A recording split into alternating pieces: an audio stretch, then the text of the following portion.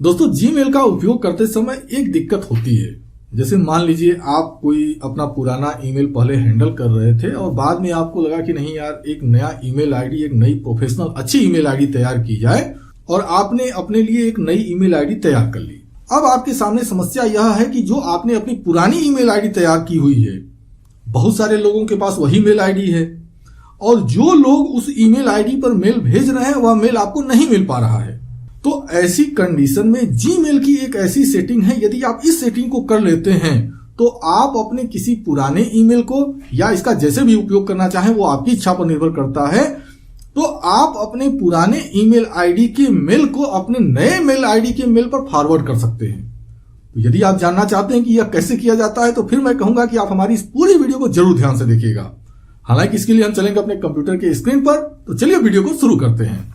तो दोस्तों, इस समय आपको मेरे कंप्यूटर की स्क्रीन दिखाई दे रही है और मैंने अपने कंप्यूटर में ओपेरा ब्राउजर के अंदर जीमेल का अकाउंट ओपन करके रखा है। और एक पल के लिए आप यह मान लीजिए कि हमारी यह जो मेल आईडी है यह एक पुरानी मेल आईडी है। मैं चाहता हूं कि इस ईमेल आईडी पर जो भी मेल आए वो हमारी किसी दूसरे मेल आईडी पर ट्रांसफर हो जाए। तो इसके लिए हमको करना क्या होगा, यहाँ ऊपर में राइट साइड में अगर आप ध्यान देंगे तो देखिए गियर जैसा बना हुआ आपको दिखाई दे रहा होगा। आप इस पर क्लिक कर दीजिए। अब जैसे ही इस पर क्लिक करेंगे सी ऑल सेटिंग दिखाई देगी। अब इस पर क्लिक कर दीजिए। ऐसा करते ही आपकी जो कंप्यूटर की स्क्रीन है वो कुछ इस तरह से बदल जाएगी। अब यहाँ फॉरवर्डिंग का ऑप्शन आपको दिखाई देगा। इस फॉरवर्डिंग वाले टैब के ऊपर आप क्लिक कर दें। अब इस फॉरवर्डिंग सेटिंग के अंदर ऐड ए फॉरवर्डिंग एड्रेस दिखाई दे रहा है। अब आपको इस पर क्लिक करना होगा। ऐसा करते ही एक बॉक्स आपको दिखाई देने लगेगा। अब आपको इस बॉक्स के अंदर अपनी वह मेल आईडी डालनी है जिसमें कि आप अपने मेल को सेंड करना चाहते हैं। तो चलिए मैं यहाँ पर मेल आईडी डाल देता हूँ और मैं यह मान लेता हूँ कि यह हमारी एक प्रोफेशनल मेल आईडी है जिसको कि मैंने अभी अभी तैयार किया है। अब जब आप मेल आईडी डाल देते हैं, नेक्स्ट की बटन पर क्लिक कर दीजिए। ऐसा करते ही एक मैसेज आपको दिखाई देने लगेगा। यहाँ प्रोसीड की बटन पर अब आपको क्लिक करना होगा। अब आपको यहाँ पर एक मैसेज दिखाई देगा, a confirmation code has been send to, जो आपने मेल आईडी दी होगी वो मेल आईडी यहाँ पर दिखाई देगी, टू वेरीफाई परमिशन। अब यहाँ पर ओके की बटन पर आप क्लिक कर दें। अब आपको अपनी जो नई मेल आईडी आपने बनाई हुई है, यानी जिस पर आप इस मेल आईडी को, यह जो मेल आईडी है इसके मेल को जिस मेल आईडी पर ट्रांसफर करना चाहते हैं, आपको उसको चेक करना होगा। वहां पर वेरिफिकेशन कोड दिया होगा। उस वेरिफिकेशन कोड को जब आप यहाँ पर इंटर करके वेरीफाई की बटन पर क्लिक करेंगे तब यह जो सेटिंग है यह सेटिंग ऑन हो जाएगी। तो चलिए सबसे पहले हम चलते हैं अपनी उस ईमेल आईडी पर। तो हमारी जो दूसरी ईमेल आईडी है मैं इसको अपने क्रोम ब्राउजर में ओपन करता हूं। अब देखिए यहाँ पर जीमेल की ओर से हमको एक मेल मिल चुका है। मैं इस पर क्लिक करता हूं। ऐसा करते ही देखिए कंफर्मेशन कोड यहाँ पर दिखाई दे रहा है। आप इस कंफर्मेशन कोड को कॉपी कर सकते हैं और उसके बाद यहाँ पर आके कंफर्मेशन कोड को आप पेस्ट करके वेरीफाई की बटन पर जैसे ही क्लिक करेंगे यह जो ईमेल आईडी है वेरीफाई हो जाएगी और आपके इस ईमेल आईडी पर जो भी मेल आएंगे वो आपके दूसरे मेल आईडी पर फॉरवर्ड हो जाएंगे। इस ईमेल को वेरीफाई करने का दूसरा रास्ता भी है। यदि आप चाहें तो यह जो लिंक दिया हुआ है इस लिंक पर क्लिक करके भी आप इस सेटिंग को वेरीफाई कर सकते हैं। तो चलिए मैं फिलहाल में यहाँ पर इस लिंक पर ही क्लिक कर देता हूँ और यहाँ पर कन्फर्म का ऑप्शन दिखाई दे रहा है, इस पर क्लिक कर देना होगा। अब यहाँ पर यदि आप ऊपर ध्यान देंगे तो कन्फर्मेशन सक्सेस लिखा हुआ है आपको दिखाई दे रहा है। अब चलिए हम चलते हैं अपने पुरानी मेल आईडी पर और अब इसको हम यहाँ से रिफ्रेश करके देखते हैं। अब दोस्तों रिफ्रेश करने के बाद आपने यहाँ पर देखा कि वह जो मैसेज वेरीफाई वाला जो मैसेज दिखाई दे रहा था वह खत्म हो चुका है, लेकिन यहाँ पर डिसेबल फॉरवर्डिंग शो कर रहा है। यहाँ पर दूसरा ऑप्शन दिखाई दे रहा है, forward a copy of incoming mail to, जो आपने मेल आईडी डाली होगी वो मेल आईडी आपको यहाँ पर दिखाई दे रही होगी।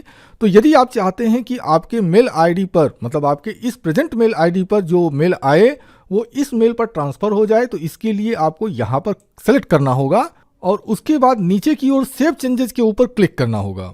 लेकिन यदि आप यह चाहते हैं कि आपके पुराने मेल आईडी पर जो भी मेल आते हैं वह आपके इस नई मेल आईडी पर फॉरवर्ड हों, लेकिन उसकी एक कॉपी आपके पुराने मेल आईडी के इनबॉक्स में पड़ी रहे, तब आप इस सेटिंग को जैसे का तैसे रहने दें। लेकिन यदि आप यहाँ पर तीर पर क्लिक करेंगे तो यहाँ देखिए दूसरा ऑप्शन दिया है, mark Gmail copy as read. मतलब यदि आप इसको सेलेक्ट करते हैं तो इसका असर क्या होगा कि जैसे ही आपके इस ईमेल आईडी पर एक मेल आएगा वह आपके जो ये नया मेल आईडी आपने सेट किया हुआ है उस पर ट्रांसफर हो जाएगा और जो आपकी पुरानी ईमेल आईडी है उसके इनबॉक्स में इस मेल को रीड के रूप में दिखाया जाएगा।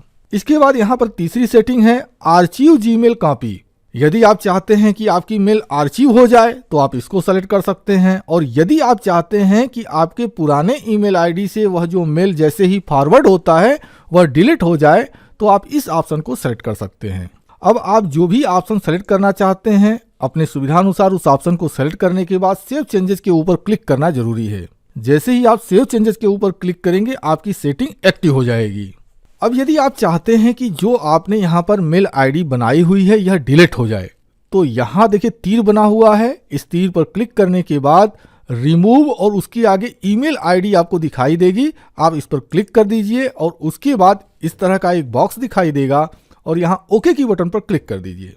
ऐसा करते ही जो फॉरवर्डिंग के लिए आपने मेल आईडी दी होगी वह डिलीट हो जाएगी, यानी कि अब आपका मेल फॉरवर्ड नहीं होगा।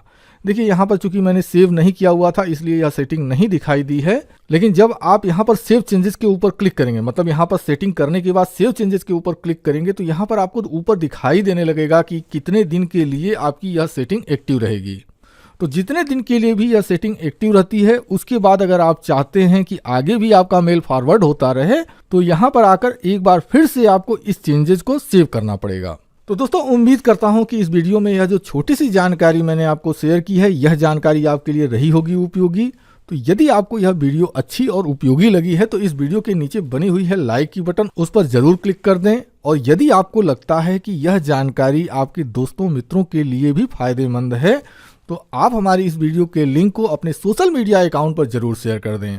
और यदि आप इसी तरह की जानकारी से भविष्य में भी अपडेट रहना चाहते हैं तो फिर मैं कहूंगा कि आप हमारे चैनल IOCE को जरूर सब्सक्राइब कर लें। अब इसी के साथ मैं अपनी इस वीडियो को समाप्त करता हूं।